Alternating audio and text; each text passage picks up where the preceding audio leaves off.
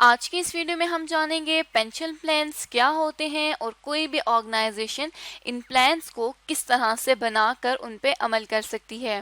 तो सबसे पहले अगर लफ्ज़ पेंशन की बात की जाए तो पेंशन बेसिकली एक ऐसा फंड होता है जिसमें जो एम्प्लॉय होता है उसके एम्प्लॉयमेंट के सालों मतलब जिन सालों में वो कंपनी में काम कर रहा होता है उन सालों में कुछ पैसे उसके इस फंड में ऐड किए जाते हैं और फिर जब वो रिटायर हो जाता है तो उसके इसी फंड में से कुछ पैसे जो हैं वो निकाल के उसे सपोर्ट किया जाता है उन पेमेंट्स के थ्रू। ये जो पेमेंट्स हैं जो रिटायरमेंट के बाद पे की जाती हैं इन पेमेंट्स को कहा जाता है कि ये हमारे पास पेंशन है। और इस पेमेंट को सेट करने के लिए जितने भी रूल्स या जितने भी प्लान्स या जितने भी मंसूबे बनाए जाते हैं उन्हें हम कहते हैं कि ये पेंशन प्लान्स हैं। अब अगर बात की जाए कि पेंशन प्लान्स की ज़रूरत किन ऑर्गेनाइजेशंस में ज़्यादा पड़ती है तो गवर्नमेंट सेक्टर और मल्टीनेशनल कंपनीज ऐसे दो सेक्टर्स हैं जहां पर पेंशन प्लान्स बनाए जाते हैं और उन पर अमल किया जाता है। अब अगर बात की जाए कि ये पेंशन प्लान्स क्यों क्रिएट किए जाते हैं, क्यों बनाए जाते हैं, तो ये पेंशन प्लान्स एम्प्लॉयज़ की सेविंग्स और उनके रिटायरमेंट को मैनेज करने के लिए बनाए जाते हैं। उसके अलावा पेंशन प्लान्स के थ्रू जो इनकम मिलती है एम्प्लॉयज़ को वो उनके लिए इस एक तरह से लाइफ टाइम कैपिटल होता है क्योंकि उन्होंने अपनी ज़िंदगी का लंबा हिस्सा कंपनी में गुजारा होता है जिसके बदले में उन्होंने कुछ पैसे भी फंड भी दिया होता है। वो फंड को एक्यूमुलेट करके जब रिटायरमेंट के बाद उनको पे किया जाता है तो वो फिर उनके लिए एक लाइफ टाइम कैपिटल साबित होता है। इन दो पर्पज़ के लिए ऑर्गेनाइजेशन पेंशन प्लान्स को बनाती है। जैसे कि लेट्स सपोज एक कंपनी है हमारे पास एबीसी कंपनी और हम कहते हैं कि एबीसी कंपनी अपने लेबर्स को रिटायर करती है 60 साल की उम्र में। मतलब जो उसकी रिटायरमेंट एज है, रिटायरमेंट का मतलब है कि अब इतने सालों के बाद जब एक एम्प्लॉय 60 साल का हो जाएगा तो उसके बाद वो कंपनी में काम नहीं कर सकता। तो जिस वक्त पर जिस उम्र में वो कंपनी में काम नहीं कर सकता, कंपनी में उस एज को कहा है कि 60 साल की उम्र उसकी रिटायरमेंट एज है। अब क्या होगा कि इस रिटायरमेंट से पहले जो उसका एम्प्लॉयमेंट का वक्त है, अब जैसा लेट्स सपोज कि वो 30 साल 25 ईयर्स में लेट्स सपोज कि वो इस ऑर्गेनाइजेशन में एम्प्लॉय हुआ था। अब 25 से लेकर 60 ईयर्स तक 35 ईयर्स बनते हैं कंपनी के पास। अब क्या है कि मतलब एम्प्लॉयमेंट का अरसा कितना हो गया 35 ईयर्स। अब 35 ईयर्स तक लेट्स सपोज कि जो एम्प्लॉय है उसने 1500 रुपये माहाना पे किए हैं अपनी रिटायरमेंट प्लान के लिए या पेंशन प्लान के लिए। अब क्या होगा कि उसे इस एम्प्लॉयमेंट के टाइम की बेसिस पर और इस मंथली पेमेंट की बेसिस पर उसकी पेंशन इनकम को सेट किया जाएगा। उसके अलावा ज़्यादातर डिफरेंट ऑर्गेनाइजेशंस जो हैं या गवर्नमेंट सेक्टर्स में रिटायरमेंट के लिए इस तरह से बेसिक सैलरी का कुछ पोर्शन रखा जाता है जिसे हम यहाँ पर एज्यूम कर देते हैं कि बेसिक सैलरी जो है वो उसका 50% जो है वो पेंशन में दिया जाएगा। अब let's suppose basic salary 30,000 rupees की है, उसका 50% हमारे पास हो गया 15,000 रुपीज़। मतलब अगर वो एम्प्लॉयमेंट के दौरान 1500 रुपये माहाना देता है अपनी कंपनी को तो उसके इवज उसको रिटायरमेंट के बाद 15,000 रुपये मिलेंगे हर महीने एज अ पेंशन इनकम। अभी जो 15,000 उसे मिलेंगे ये 15,000 ऑर्गेनाइजेशन की, ये 15,000 उस एम्प्लॉय की या उस लेबर की पेंशन इनकम है। और जिस प्लान के थ्रू ये पेंशन इनकम निकली है इस सारे अमल को हम कहते हैं कि ये पेंशन प्लान है जिसमें डिफाइन कर दिया गया था रिटायरमेंट एज का, एम्प्लॉयमेंट का, पर मंथ जो चार्ज करेंगे उसका और उसके अलावा उसको रिटायरमेंट के बाद कितने पैसे मिलेंगे। ये तमाम जो मनसूबाबंदी है इसे कहा जाता है कि ये पेंशन प्लान है। अब ये तो हमने देख लिया कि पेंशन किस तरह से ऑर्गेनाइजेशन के पास पेंशन बनती है। अब यहाँ पर कहा गया था कि जो एम्प्लॉयमेंट के दौरान उसने पेमेंट करनी है, जो कंट्रीब्यूशन करना है अपने एम्प्लॉयज़ अपने पेंशन फंड में, अब उस कंट्रीब्यूशन का कुछ हिस्सा एम्प्लॉय पे करेगा और कुछ हिस्सा एम्प्लॉयर पे करेगा। एम्प्लॉय बेसिकली वो बंदा है जो कंपनी में काम कर रहा है, और जिस कंपनी में वो काम कर रहा है उस कंपनी को कहा जाता है एम्प्लॉयर। अब यहाँ पर क्या होगा कि लेट सपोज कंट्रीब्यूशन इस तरह से होगा कि ज्यादा हिस्सा एम्प्लॉयर पे करेगा, लेट सपोज 75% एम्प्लॉयर पे करेगा और कम हिस्सा एम्प्लॉय पे करेगा, वो पे करेगा 25%। तो इस तरह से पेंशन प्लान्स को बनाया जाता है। अब ये तो बात होगी कि कंट्रीब्यूशन कितना कितना कौन पे करेगा।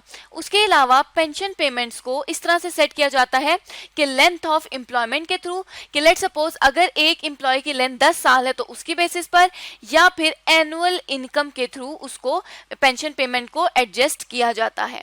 अब यहाँ पर इस तरह से कि समटाइम्स कुछ जो एम्प्लॉयज हैं वो 60 साल की उम्र से पहले रिटायरमेंट लेना चाहते हैं, और लेट सपोज कंपनीज का लॉ या जो हमारे पास पेंशन का लॉ है वो ये कहता है कि 10 से 15 साल के दरमियान जब सर्विस 10 से 15 साल हो जाए तो कोई भी एम्प्लॉय इसके बाद अपनी रिटायरमेंट ले सकता है। तो अब जब इस तरह का केस होगा तो फिर यहाँ पर जो पेंशन पेमेंट है उसको लेंथ ऑफ एम्प्लॉयमेंट की बेसिस पर सेट किया जाएगा। जिस तरह यहाँ पर कह दिया जाता है कि let suppose length of employment 15 years है। अब 15 ईयर्स की बेसिस पर, और कहा जाता है कि जो एनुअल इनकम वो कमा रहा था 4 लाख रुपए की।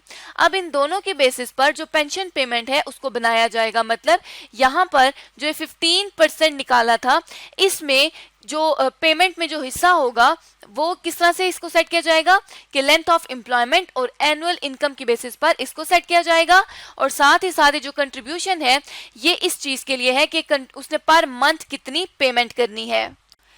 अब यहाँ तक तो हमने पेंशन का सारा जो पेंशन के मेन कंसेप्ट्स हैं उनको देख लिया कि किस तरह से जो पर मंथ पेमेंट की जाती है उसमें कंट्रीब्यूशन एम्प्लॉयर और एम्प्लॉय का होता है, दोनों का होता है। उसके अलावा उसके बाद जो पेंशन इनकम दी जाती है वो किन 2 फैक्टर्स पर बनाई जाती है। अब पेंशन पेमेंट के बाद हम ये जानेंगे कि कंपनीज किस तरह से पेंशन कॉस्ट को एस्टिमेट करती है। अब कंपनी के पास क्योंकि एक वक्त में एक से ज्यादा एम्प्लॉयर रिटायर हो रहे होते हैं तो उसने ये देखना होता है कि कितने नंबर ऑफ एम्प्लॉयज जो हैं वो रिटायरमेंट एज पे जा रहे हैं इस साल में। मतलब एक साल में कितने number of employees retirement age में जाते हैं। लेट सपोज कि हम कह देते हैं कि उसके 30 एम्प्लॉयज जो हैं वो रिटायरमेंट उनको होगी एक साल में। अब उसको अपनी पेंशन की कॉस्ट को एस्टिमेट करना है कंपनी ने, इसलिए उसके लिए जानना जरूरी है कि वो एवरेज कितना बेनिफिट देंगे नंबर ऑफ एम्प्लॉयज को। अब क्योंकि यहाँ पे कुछ नंबर ऑफ एम्प्लॉयज 60 साल पे ले रहे होंगे रिटायरमेंट, कुछ 30 साल पे ले रहे होंगे, मतलब डिफरेंट एज पर वो रिटायरमेंट ले रहे होंगे, उसके मुताबिक एक एवरेज बेनिफिट देखा जाएगा कि एवरेज कितनी पेंशन कॉस्ट आती है कंपनी को। लेट सपोज कि पेंशन कॉस्ट 15,000 से हमने ऊपर बात की, वही पेंशन कॉस्ट आती है। अब एवरेज बेनिफिट के अलावा वो ये भी देखेंगे कि जो एवरेज बेनिफिट पे किया जाएगा ये कितने साल तक उसकी पॉसिबिलिटी है कि उसको पे किया जाए। उसके अलावा ये भी देखा जाएगा कि पेंशन फंड जो यहाँ ऊपर हमने क्रिएट किया था 1500 रुपए पर मंथ डालकर, इसमें से जो अभी तक उसकी एम्प्लॉयमेंट के दौरान जितना फंड एक्यूमुलेट हो चुका है उसमें से कितनी इनकम देनी है एम्प्लॉय को और उसके ऊपर कितना इनकम टैक्स लगेगा। ये तमाम जो है ये पेंशन कॉस्ट एस्टिमेट करने के लिए इन फैक्टर्स को मद्देनजर रखा जाता है ताकि कंपनी अपनी पेंशन कॉस्ट से रिलेटेड कॉस्ट को इजीली एस्टिमेट कर सके। उसके अलावा जो एक मेन पॉइंट है जिसको हमने यहाँ ऊपर डिस्कस भी किया था कि किस तरह से ट्रीट करेंगे उन एम्प्लॉयज को जो पेंशन एज से पहले ही कंपनी को लीव कर देंगे।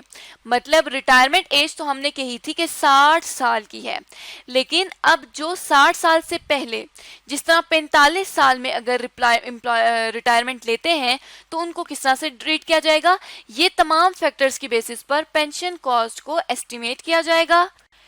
और फिर पेंशन कॉस्ट जानने के बाद पेंशन कॉस्ट को एलोकेट किया जाएगा। अब लेट सपोज अगर पेंशन कॉस्ट की एलोकेशन की बात की जाए तो अगर एक जो लेबर है वो बेस वेज जो है वो 150 रुपीज पर आवर के मुताबिक ले रहा था और साथ ही साथ ये कहा जाता है कि उसकी जो नॉर्मल आवर्स हैं वो 40 आवर्स अ वीक हैं, मतलब 150 रुपए 40 घंटे के मुताबिक उसको पेंशन के मिलेंगे। ये लेट सपोज कि कंपनी ने ये तय कर लिया है इन ऊपर वाले फैक्टर्स को मद्देनजर रखते हुए। अब यहाँ पे ये तो तय हो गया है, लेकिन अब पेंशन कॉस्ट क्या होगी एक हफ्ते के लिए, उसको जानने के लिए हम क्या करेंगे कि बेस वेज पर ये कहा गया है कि ये जो 150 का रेट है ये पेंशन का रेट है। तो अब पेंशन किस तरह कैलकुलेट की जाएगी कि यहाँ पर हम क्या कर देंगे, 150 को मल्टीप्लाई कर देंगे 40 आवर्स के साथ, तो ये 6000 रुपीज पर वीक उसको जो लेबर है उसको पेंशन मिलेगी। तो कंपनी ने अपनी पेंशन कॉस्ट को यहाँ पर देख लिया, उसने जान लिया कि पेंशन कॉस्ट जो है वो 6000 रुपए होगी, और ये जो पेंशन कॉस्ट का ये जो रेट आया है वो ऊपर वाले फैक्टर्स को मद्देनजर रखते हुए आया है। अब बात ये आती है कि पेंशन कॉस्ट तो एस्टिमेट कर ली है, लेकिन अब इस 6000 को एलोकेट कहाँ किया जाए। तो इस 6000 को फैक्ट्री ओवरहेड में भी एलोकेट किया जा सकता है, इसको मार्केटिंग कॉस्ट में भी एलोकेट किया जा सकता है, उसके अलावा इसको एडमिनिस्ट्रेशन कॉस्ट में भी एलोकेट किया जा सकता है। जिस तरह से कंपनी अपनी पॉलिसी सेट करेगी उस मुताबिक इनको एलोकेट किया जाएगा। उसके अलावा पेंशन के साथ कुछ पोस्ट रिटायरमेंट बेनिफिट्स भी मिलते हैं एम्प्लॉयज को। उनमें लेट सपोज कि कोई हेल्थ केयर का आ गया, हेल्थ केयर का एक बेनिफिट है जिसमें मेडिकल मिलता है एम्प्लॉयज को। अब रिटायरमेंट के बाद भी वो इसके हकदार अगर रहेंगे तो उनके लिए भी जो कैलकुलेशंस हैं वो इसी तरह से की जाएंगी जिस तरह से हमने यहाँ पर पेंशन के लिए की है, और उसके लिए भी तमाम उन्हीं फैक्टर्स को मद्देनजर रखा जाएगा कि एवरेज एक साल में कितने एम्प्लॉयज को इस हेल्थ केयर की जरूरत पड़ती है, एवरेज उन पर क्या खर्चा आएगा, और इसी तरह से इन्हीं तमाम फैक्टर की बेसिस पर इस हेल्थ केयर कवरेज को भी डिटरमिन किया जाएगा कि कितने रुपए या कौन सा पैनल उनको देना है अपने उनकी मेडिकल के लिए। तो इस तरह से हमने इस वीडियो में देखा कि पेंशन प्लान्स में कौन कौन से तरह के फैक्टर्स आ सकते हैं, पेंशन प्लान किसे कहते हैं, पेंशन किसे कहते हैं, पेंशन के कौन कौन से फैक्टर्स होते हैं।